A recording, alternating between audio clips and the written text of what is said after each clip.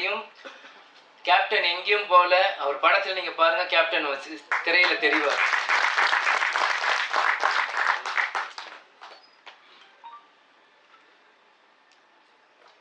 நம்ம மாமா சொன்ன மாதிரி ஃபர்ஸ்ட் படம் சகாப்தம் கார்த்திக் ராஜா சார் இசையமைச்சிருக்காரு. இந்த படம் இசைஞானி இளையராஜா சார் இசையமைச்சிருக்காங்க. நெக்ஸ்ட்டு கொம்பு சிவி யுவன் சங்கர் ராஜா இசையமைச்சிருக்காங்க.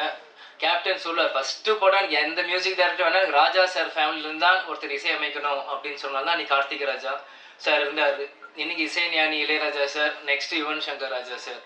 இது ஒரு பிளெஸ்டாக தான் நான் பார்க்குறேன். ஏன்னா இளையராஜா சார் சத்ரியனாக இருக்கட்டும், எத்தனையோ பிஜிஎம் கேப்டனுக்கு போட்டு இன்றைக்கும் நம்மளுக்கு அந்த இன்ஸ்டாகிராமில் ரீல் பார்க்கும், இன்றைக்கும் நம்மளுக்கு நரம்பு முறுக்கி ஏறும். ஜிம்முக்கு போகிறப்போ அந்த சத்ரியன் பிஜிஎம் கேட்டு தான் இன்றைக்கும் நம்ம போவோம்.